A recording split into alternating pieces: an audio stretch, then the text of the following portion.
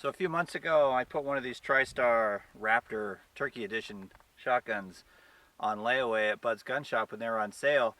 I didn't really need it till it got closer to turkey season, and that's coming up around the corner, so I wanted to make sure I got it broke in all the way before we actually take it out. Besides, I haven't actually shot it yet. So we'll put the first few rounds through it today and see how it goes. This gun's got some kind of interesting features before I take these first shots to show you.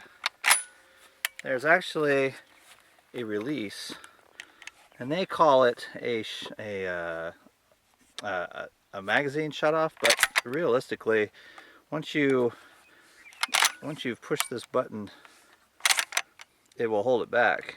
And once you release it again, it'll run freely until you drop the trigger. And then it throws it up and it'll allow us to go for the next one. Kind of a weird feature, but all the buttons are really stiff on it right now.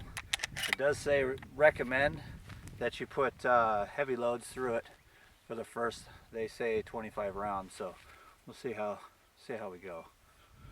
One of the things I don't like about it is the angle of the stock's actually designed for you to get a full cheek on it, but with the sights that are on this, you gotta hold it up a little bit higher.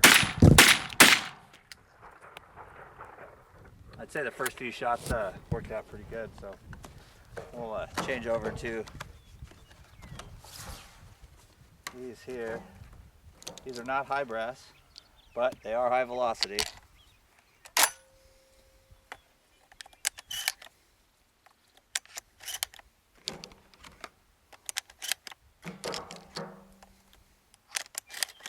I think I can get one more.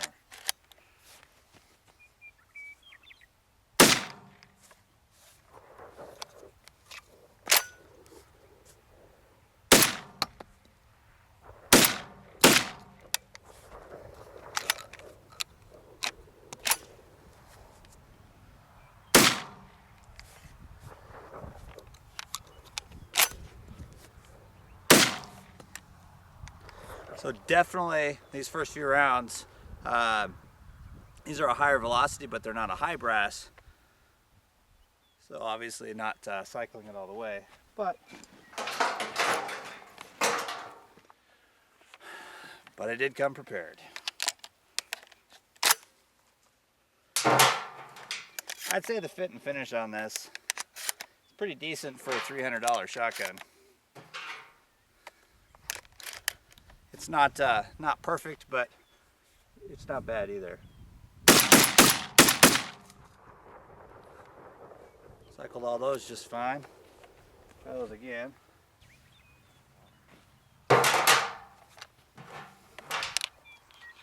Oops.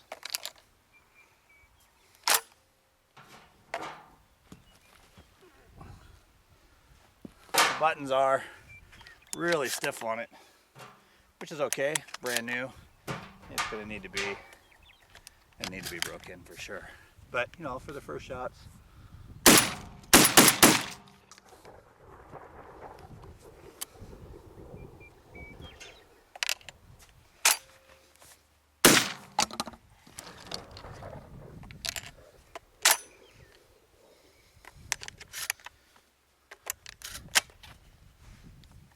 Oh, well, give it to me. Yeah, it's obviously starting to cycle a little better. Let's get these all the way in.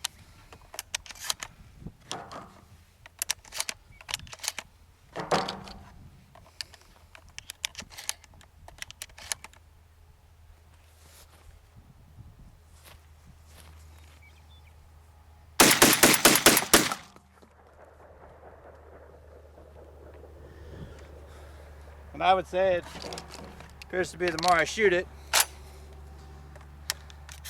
even in these first initial shots, that it's already starting to cycle this low brass. It's a higher velocity low brass, but these are a game load, 2 3/4.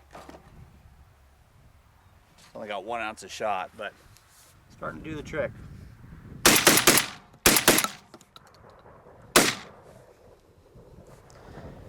And the last shot I tried there was to not get my shoulder behind it, just to fire it basically down in this position, and that last shot did not come out. But didn't expect it to. I figured if it was a high brass, maybe, but that way, no. Oops. If you don't get them all the way in, they'll slide back in. On this one,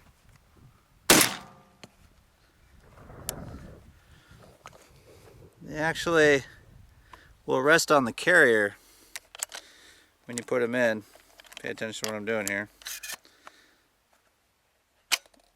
And you'll see that it drops it right back here. I'll try it with the other shells because they're actually red. You'll be able to see them right inside here. So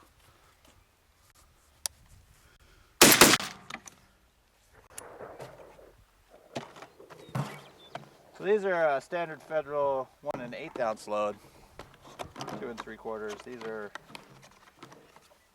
apparently I have some high brass in here because I don't know what's in this box. A mix of this is a buckshot here.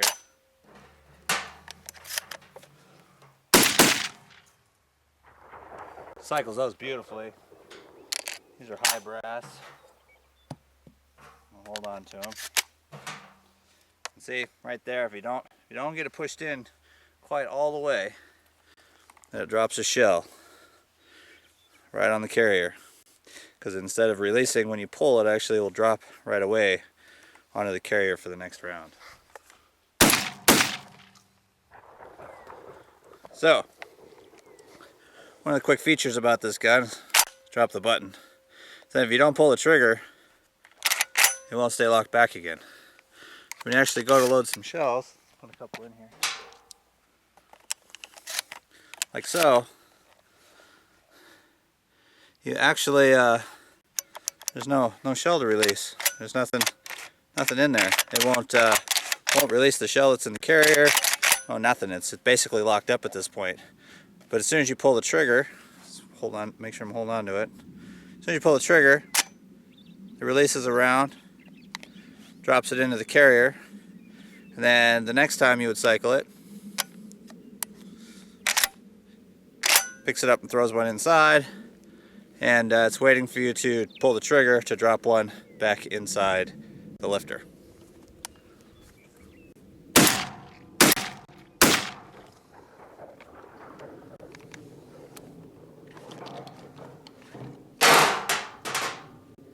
These will just be a mix of whatever I got laying here. So we'll start with a low brass, a high brass, a low brass. There's a low brass, high velocity. And there's another low brass. Let's see how these do.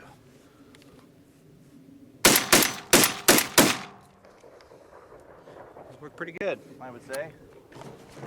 5 more shots in here. Push the button a couple times over the top and too many shells in my hand. Over the top and ram this into my hand a couple times, practicing with it at home. But for the most part, not really a big deal. And then again, back to this feature. Once you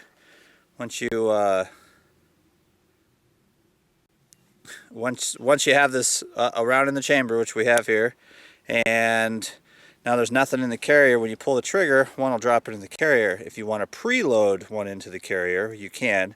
And push the release button right here, and it pre-releases the shell into the carrier.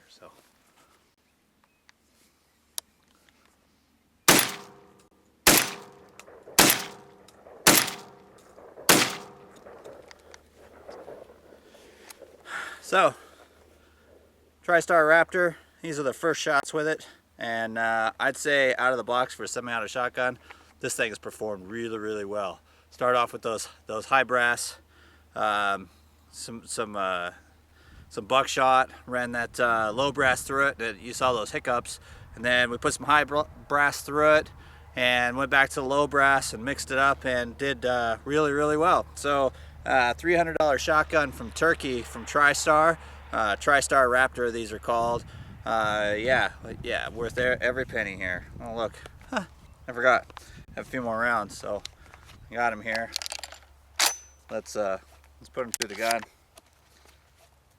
Which is why I'm out here today. Get this broke in. So turkey season around the corner. I gotta say the design of this butt pad with this V in here, like this, that's really nice. This got a little extra cushion, and I can definitely tell the difference shooting my other shotguns versus this. You can definitely pound a few more rounds out of this baby. Whoa. Something behind me there.